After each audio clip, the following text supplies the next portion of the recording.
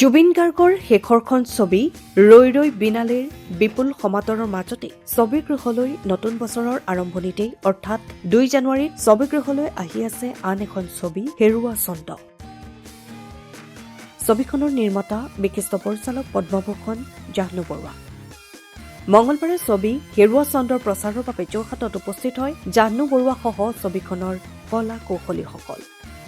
যোৰহাটৰ কেইবাখনো আগশাৰীৰ বিদ্যায়তনিক শিক্ষানুষ্ঠানত ছবিখনৰ প্ৰচাৰ চলাই ছবিখনে এক নতুন সোৱাদ চলচ্চিত্ৰ প্ৰেমীসকলৰ মাজত দিব বুলিও আশাব্যঞ্জক বাৰ্তা প্ৰেৰণ কৰে বিশিষ্ট পৰিচালকগৰাকীয়ে। হেৰুৱা ছন্দ বহুত দিনৰ মূৰত ছবি এখন কৰিছোঁ। এখন এইটো উদ্দেশ্যে বিশেষকৈ নতুন প্ৰজন্মক উদ্দেশ্যে কৰিছোঁ আৰু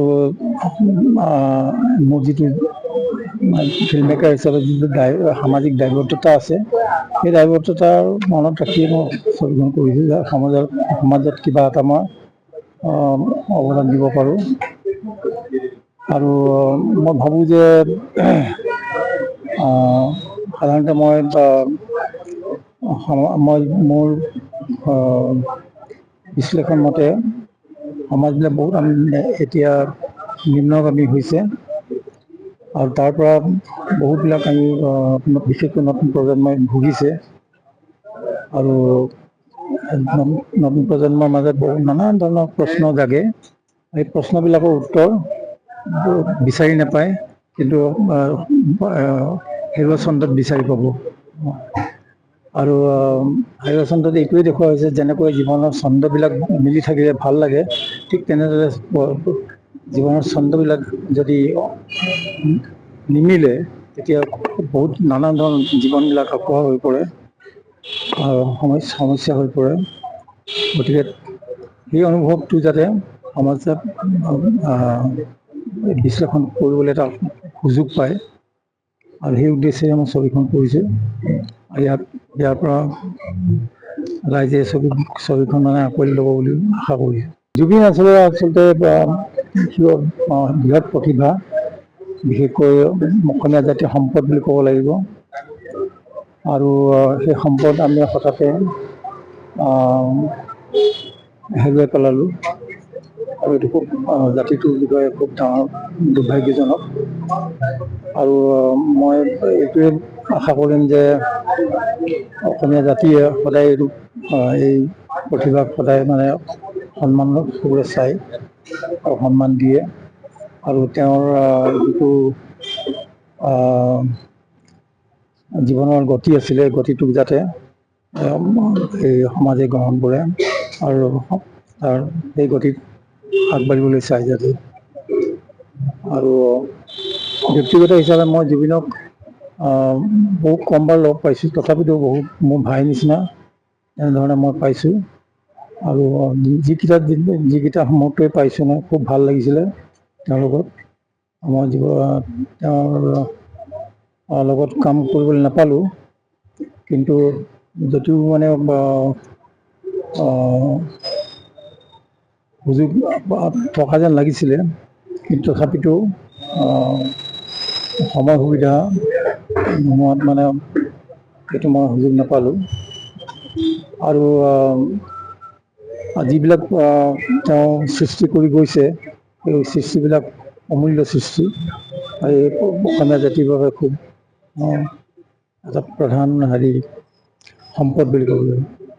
ৰাইজে একচুৱেলি দাদাৰ ছবিবিলাকত প্ৰত্যেকতে সমাজৰ দায়িত্ব আমাৰ তেখেতৰ সোমাই থাকে চৰিত্ৰবিলাক।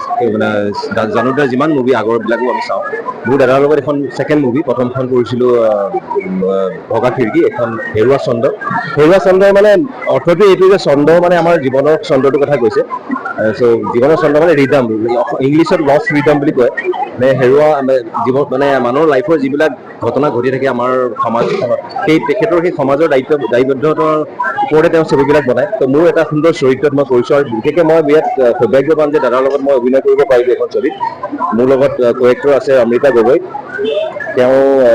তেওঁৰ লগত অভিনয় কৰি ভাল লাগিল। গোটেই আমাৰ টিমটো, দাদাৰ ল'ৰা অজু, আজি আমি যোৰহাটত আহি পালোঁহি। খ্ৰীষ্টিয়ান একাডেমীত আমাৰ এটা অনুষ্ঠান হ'ল। অহা 2 জানুৱাৰীত ছবিখনৰ মুক্তি পাব। গতিকে আশা কৰিছোঁ যেনেধৰণে মোক ৰৈ ৰৈ বিনালে সকলোৱে আঁকোৱালি লৈছিলে, আৰু সেই ছবিখনৰ জৰিয়তে মই আপোনালোকৰ মাজত মোৰ নিজৰ এটা অভিনয় যিটো দিশ মই দেখাব পাৰিলোঁ আৰু সেই ক্ষেত্ৰত সদায় জুবিন দাৰ মোৰ এটা আশীৰ্বাদ বুলি ভাবোঁ। তেখেতক সদায় মই লৈ এতিয়াও ঘূৰি ফুৰোঁ মোৰ মন অন্তৰত, প্ৰত্যেকজন ব্যক্তিয়ে লৈ আছে। আৰু সেইধৰণে এইখন মোৰ দ্বিতীয় ছবি তাৰ পিছতে হেৰুৱা চন্দ্ৰ। গতিকে আশা কৰিছোঁ অসমীয়া ৰাইজে এইখন ছবিও খুব আঁকোৱালি ল'ব আৰু খুব এখন বিনোদনধৰ্মী ছবি বুলিও মই খুব নকওঁ, মানে সম্পূৰ্ণ এখন মানে বিনোদনধৰ্মীৰ লগতে এটা মানে বাৰ্তা খুব বেছি আছে ছবিখনৰ জৰিয়তে। মানুহে মানে সমাজৰ দায়বদ্ধতাৰ ওপৰত বনোৱা এখন ছবি যেতিয়া মানুহে বহুতখিনি কথা শিকিব আৰু সেইকাৰণে আমাৰ নতুন প্ৰজন্মৰ ল'ৰা ছোৱালীখিনিকো আমি খুব মানে কৈছোঁ যে তেওঁলোকে ছবিখন চাওক আৰু আমাৰ জীৱনৰ যিটো ছন্দ সেইখিনি আমি লৈ যাব লাগে সুন্দৰভাৱে, সেইটোৱে ভাবোঁ। ধন্যবাদ। হয়, অসমীয়া চলচ্চিত্ৰ জগতৰ এইটো মোৰ প্ৰথম ছবি আৰু জানু বৰুৱা ছবি হয় আৰু বহুত ভাল লাগিছে অভিনয় কৰি। মোৰ সৌভাগ্য ভাল, মই গান এটা গাব পাইছোঁ, প্ৰকৃতি বুলি গান আছে, সেইটো এতিয়া আমাৰ অনলাইন গুচি গৈছে, স্পটিফাই চব পিনে দিয়া হৈছে আৰু আজি স্কুলৰ ল'ৰা ছোৱালীৰ আগত গানটো বজোৱা হৈছে, চবে এনজয় কৰিছে, ভাল পাইছে। আৰু এতিয়া ভাবিছোঁ এই চিনেমাখন আমি চোৱা হৈছে, ঘৰতো বহুতবাৰ চালোঁ যেতিয়া দেউতাই কাম কৰি থাকে সেইটোৰ ওপৰত, আৰু ইমান ধুনীয়া হৈছে ছবিটো।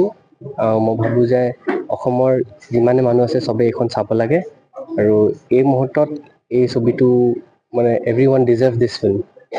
সময়ৰ খবৰ সময়ত পাবলৈ ফ'ল' কৰক টাইম অফ আছাম।